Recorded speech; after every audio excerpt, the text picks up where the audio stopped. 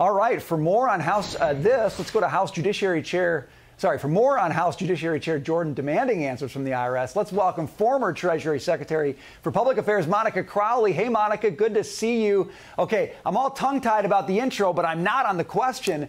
How concerned should people be about these harassing house calls from the IRS?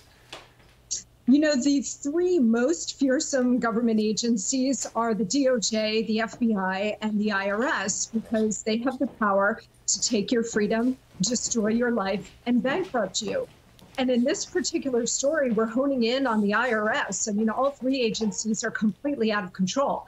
But in this story, Brian, what it shows is that the IRS has now been fully weaponized, and probably has been since the Obama years, against average Americans. And your question to Jerry was a critical one, and I hope we get answers to it, about the political nature of this, if in fact that exists. You know, coming on the heels of Matt Taibbi getting a home visit unannounced by a Treasury agent on the same day he was testifying about government abuse in Congress, this is terrifying.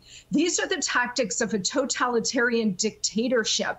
The American people should not live in fear of their DOJ, FBI, and IRS, which, by the way, we all pay for. We are paying for these government agencies. Exactly. So to live in terror that you might get a knock on the door, this is all the hallmarks of a tyranny. Okay, so I want to go to that paying for this point. In a new Wall Street Journal op-ed, the editorial board says, what in IRS workplace culture gives agents the belief they can do this? Democrats bestowed $80 billion on the IRS last year to empower people like this so-called Bill Haas. Republicans clawed back some of that money in the recent debt ceiling bill, but an IRS that makes threatening house calls deserved to have it all clawed back. Monica, this to me is a critical issue. What we saw here, we will see more of when the IRS has more money and more people to do this. You're from the Treasury Department. You have some familiarity with how the money flows. How do taxpayers get some of this money back so that this doesn't keep happening?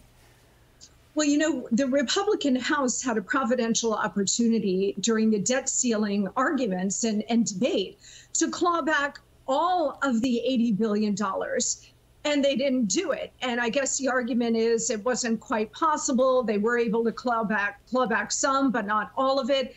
Look, they had an opportunity to put a stop to this. And you'll recall that I think their very first vote in January was to defund the standing IRS army that Joe Biden and the White House and the Democrats wanted.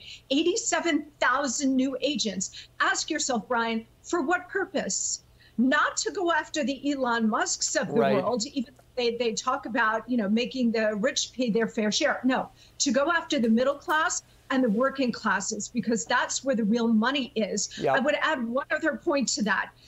The other reason they want a standing army here is to go after political opponents, of course. But we've also heard reports over the last several years that the IRS is amassing guns and ammunition.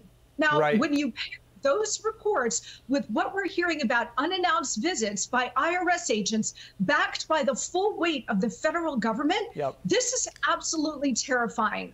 And there needs to be answers. I'm glad that Chairman Jordan is going after answers on this.